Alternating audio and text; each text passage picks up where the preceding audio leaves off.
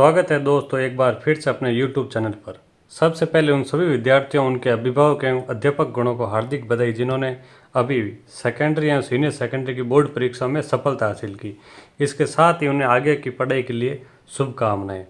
आज हम इस वीडियो सेशन में आपको यह बताएंगे कि प्रदेश के वह विद्यार्थी जो BA, BSc, BCom, BBA एवं अन्य UG, PG कोर्सेज में प्रवेश लेना चाहते हैं, उनके लिए अच्छी खबर है कि प्रदेश के लगभग सभी विश्वविद्यालय एवं महाविद्यालय में प्रवेश की प्रक्रिया शुरू कर दी गई है। 12वीं के परिणाम आने में काफ़ी समय हो गया है। अब तक सबने ये सोच लिया होगा कि उन्हें आगे किस फील्ड में अध्ययन करना है। आज हम इस वीडियो में लाइव बताएंगे कि प्रदेश के सबसे बड़े दूसरे सबसे बड़े विश्वविद्यालय जयनारायण व्यास जोधपुर में कैसे घर बैठे आप अपने मोबाइल से ही अप्लाई कर सकते हैं। फॉर्म भरने से पहले सभी से अनुरोध रहेगा कि अंतिम तिथि 11 अगस्त का इंतजार किए बिना निम्नलिखित दस्तावेज तैयार करके रखें, जिससे फॉर्म भरने में किसी प्रकार की असुविधा नहीं हो। चलिए, तो इसके लिए हम इसकी ऑफिशियल वेबसाइट jnvu.edu.in पर विजिट करते हैं। इसके लिए सबसे पहले आप अपने ब्राउज़र को ओपन करें। जैसा कि आपको नोटिस में बताया गया है कि इसकी ऑफिशियल वेबसाइट jnvu.edu.in है, लेकिन जैसे ही आप इसको सर्च करेंगे तो यहाँ पर यह आपको दिखे देगा this site can't be reached. तो घबराने की कोई ज़रूरत नहीं। आप अपने सर्च बार में टाइप करें JNVU स्पेस ऑनलाइन, तो आपको कुछ ये सर्च ऑप्शन दिखाई देंगे, जिसमें एक वेबसाइट का एड्रेस दिखाई देगा आपको admission.jnvu.iums.in और लिखा हुआ है नीचे JNVU ऑनलाइन पोर्टल, ये वाला। आप इस पर क्लिक करें। इसमें आप देखेंगे सबसे ऊपर आपको एक ऑप्शन दिखाई दे रहा है एडमिशन रजिस्ट्रेशन प्रोसेस 2021। आप इस पर क्लिक करें। अब ये आपके सामने विद्यार्थियों रजिस्ट्रेशन का फॉर्म ओपन हो चुका है।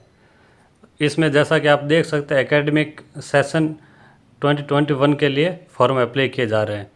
अब आपको इसके सामने कौन से कोर्स के लिए अप्लाई करना है तो यहाँ क्लिक करें। फिर आपको जैसे UG 12th पास स्टूडेंट है तो आपको UG सेलेक्ट करना है।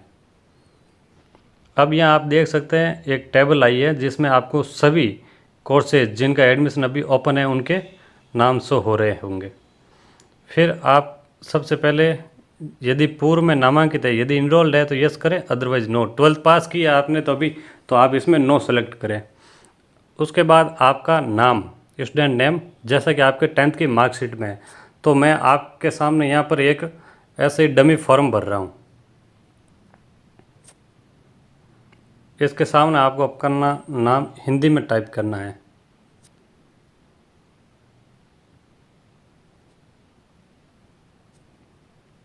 फिर फादर नेम,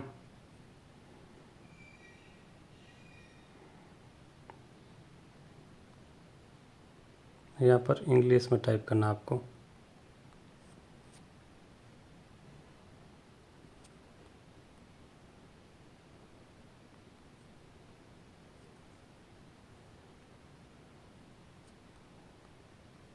यहाँ पर मदर नेम, इसके सामने ये वापस हिंदी में।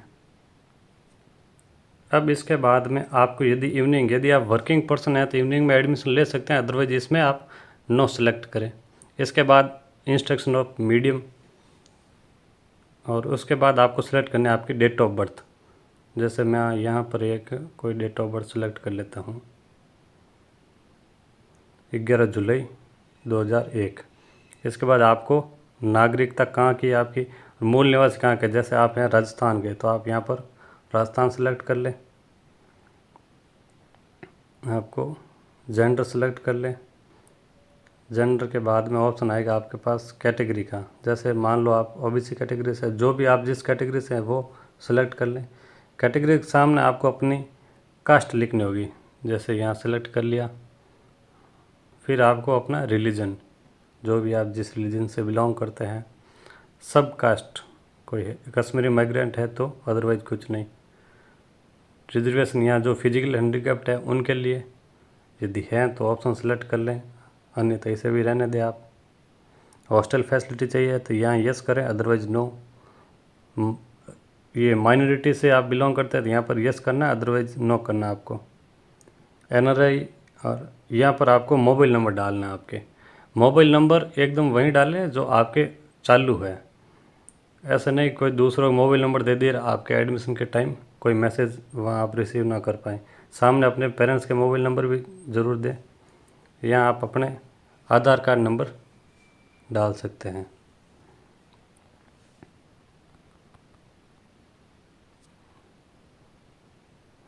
टैक्स देते हैं तो यस करें, अदरवाइज़ नो। इसके बाद यहाँ आइए मेल आईडी। जैसे आप यहाँ पर कोई भी अपनी मेल आईडी है वो यहाँ दे सकते हैं।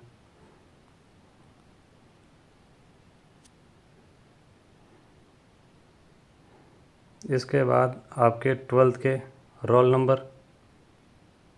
10th के रोल नंबर, और यहाँ पर आपको 10th की मार्कशीट के नंबर डालने हैं, सीरियल नंबर। फिर आपको यहाँ ये एंटर करना है कि आपने 10th कब की। जैसे अब 12th की है तो 18 में आपने 10th पास की होगी। इस फॉर्म को पूरा भरने के बाद आप इसको सबमिट करें।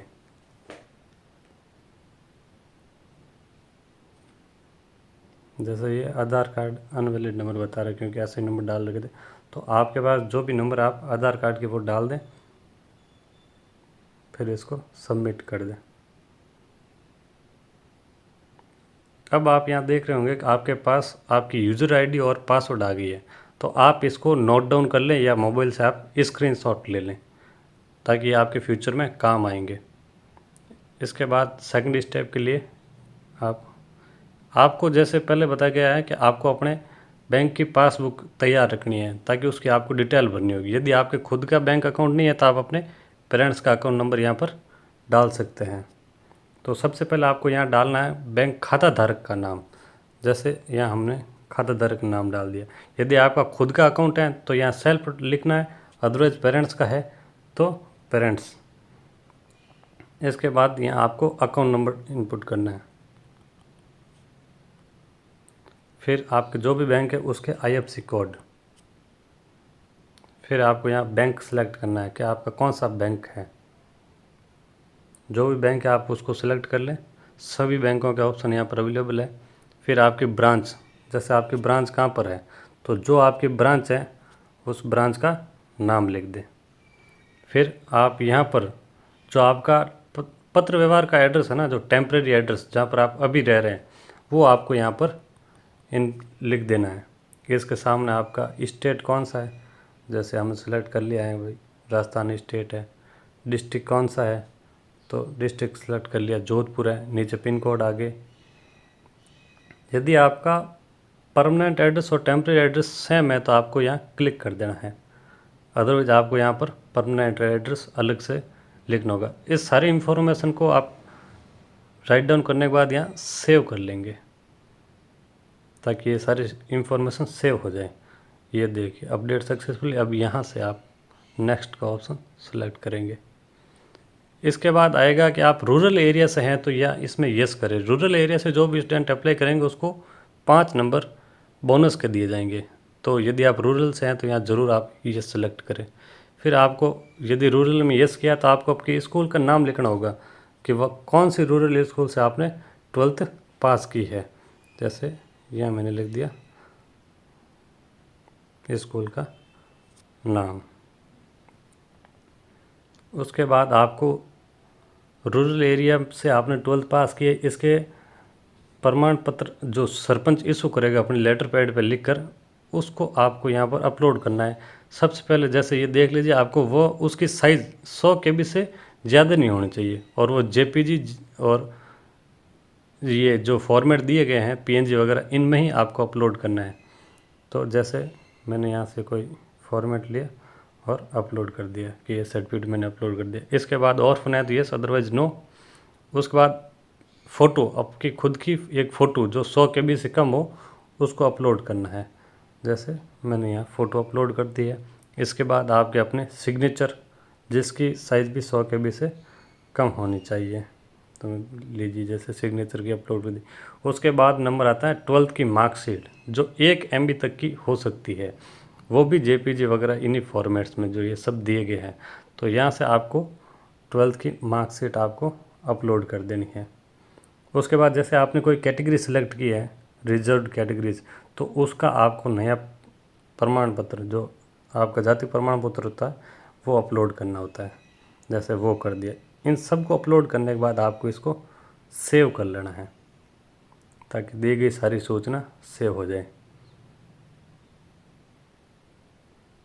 यहाँ आपको थोड़ा वेट करना पड़ेगा क्योंकि सारे डॉक्यूमेंट्स अपलोड होंगे, इसमें थोड़ा सा टाइम लगेगा।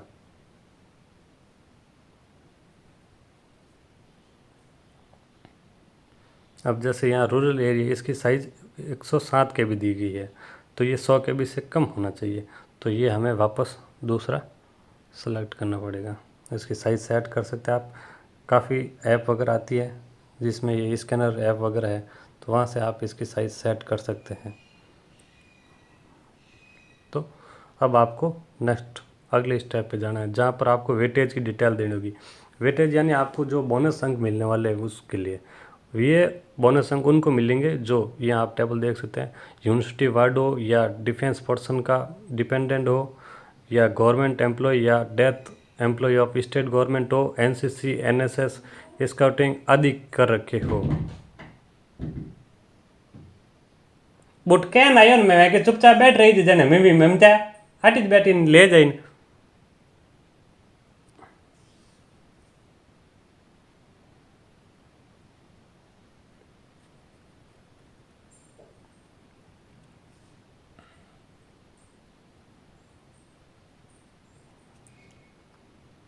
यहाँ पर ये बोनस अंक मिलेंगे वो university ward dependent of serviceman, जो डिफेंस पर्सन होंगे उनके डिपेंडेंट को, स्टेट गवर्नमेंट एम्प्लॉय इनके डिपेंडेंट को, NCC NSS स्पोर्ट्समैन जैसे यहाँ देख सकते हैं कौन कौन सर्टिफिकेट है, इनके सामने अंक भी दे रखे हैं कि उनको कितने नंबर बोनस दिए जाएंगे। तो यदि आपको यहाँ पर कोई भी ऑप्शन गलत सेलेक्ट नहीं करना है बोनस के लिए। यदि आप एडमिशन के टाइम यहाँ जैसे दे रखा है वो डॉक्यूमेंट ओरिजिनल शो नहीं कर पाए और गलत इन्फॉर्मेशन दे रखी है तो आपका एडमिशन कैंसिल हो सकता है। जैसे कि यहाँ इंटर कोई गेम देख लेते हैं, जैसे यहाँ आपने खेल रखा है स्कूल की तरफ से कोई गेम खेल रखा है KVS नवोदय वगैरह रीजनल लेवल तक का, तो इसमें आपने जैसे यस कर दिया। कौन सी ईयर में खेला है वो आपको फिर यहाँ सेलेक्ट करना है। जैसे ये खेल लिया स्पोर्ट्स गेम, कौन सा स्पोर्ट्स खेला है, जैसे बॉक्सिंग खेला है, इन्फॉर्मेशन देनी है। आपने कौन से 2018 आपने पहले सेलेक्ट कर रखा है, ग्रेडिंग सिस्टम कर रखा है तो आप यस करें, अदरवाइज नो कर दें। और मैक्सिमम मार्क कितने थे उस टाइम, जैसे यहाँ हमने ले लेते हैं 500 में से आपके आगे थे 400।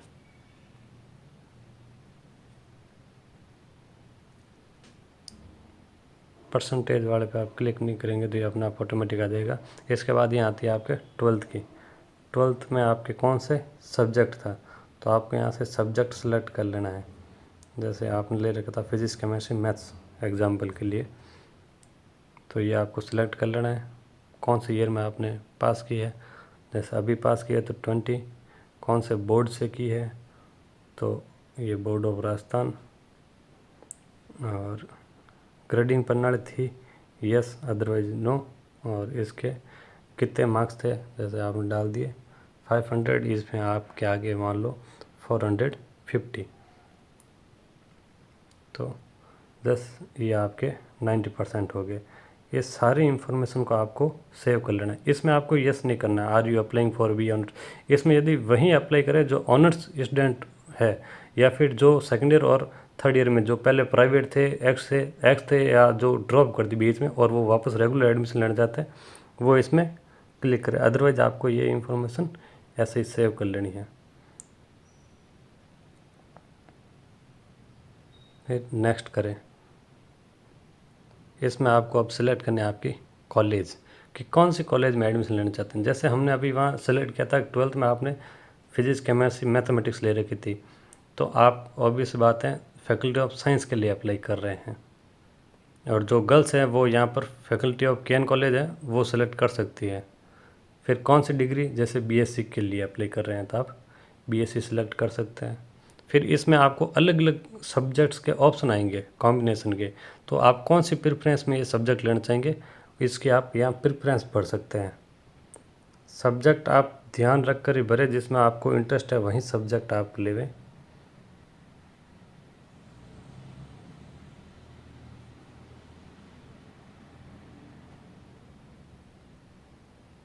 इसके बाद आप इसको सिलेक्ट कर लेवें।